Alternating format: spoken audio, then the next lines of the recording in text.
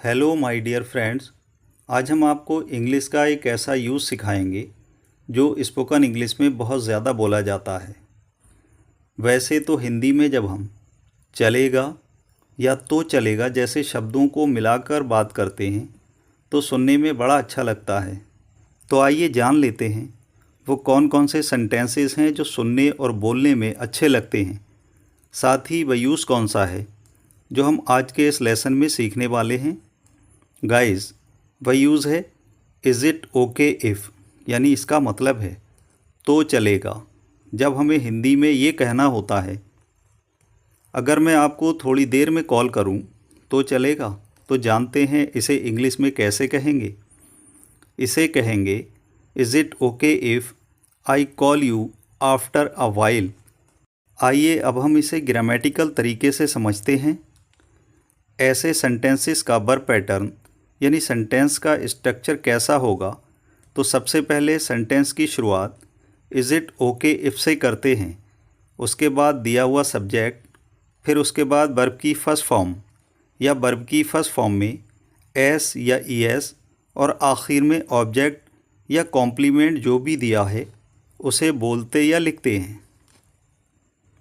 आप ये जान लीजिए कि इज़ इट ओके इफ़ के बाद आपको प्रेजेंट इंडेफिनिट टेंस का यूज़ अकॉर्डिंग रूल करना है।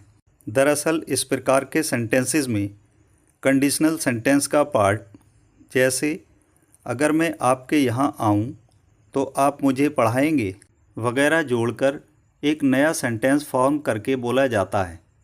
तो शर्त वाला पार्ट प्रेजेंट इंडेफिनिट में ट्रांसलेट किया जाता है। आइए अब हम डेली यूज़ होने वाले इस प्रकार के कुछ सेंटेंसेस की प्रैक्टिस करते हैं। जैसे अगर मैं ये कुर्सी ले लूँ तो चलेगा, इसे इंग्लिश में कैसे कहेंगे। इसे कहेंगे is it okay if I take this chair. अगर मैं कल आऊँ तो चलेगा, इसे इंग्लिश में कैसे कहेंगे। इसे कहेंगे is it okay if I come tomorrow. अगर मैं एक दिन की छुट्टी ले लूँ तो चलेगा, इसे इंग्लिश में कैसे कहेंगे। इसे कहेंगे is it okay if I take a day off. अगर मैं ये काम कर लूँ तो चलेगा, इसे इंग्लिश में कैसे कहेंगे। इसे कहेंगे is it okay if I do this work. अगर मैं अपनी गाड़ी यहाँ खड़ी कर दूँ तो चलेगा, इसे इंग्लिश में कैसे कहेंगे। इसे कहेंगे is it okay if I park my car here. अगर वह यहाँ आ जाए तो चलेगा, इसे इंग्लिश में कैसे कहेंगे। इसे कहेंगे is it okay if he comes here. अगर मैं ये यहाँ रख दूँ तो चलेगा, इसे इंग्लिश में कैसे कहेंगे। इसे कहेंगे is it okay if I put it here. अगर मैं यहाँ बैठ जाऊँ तो चलेगा, इसे इंग्लिश में कैसे कहेंगे। Is it okay if I sit here. अगर मैं तुम्हें रास्ते में छोड़ दूँ तो चलेगा, इसे इंग्लिश में कैसे कहेंगे। इसे कहेंगे is it okay if I leave you on the way.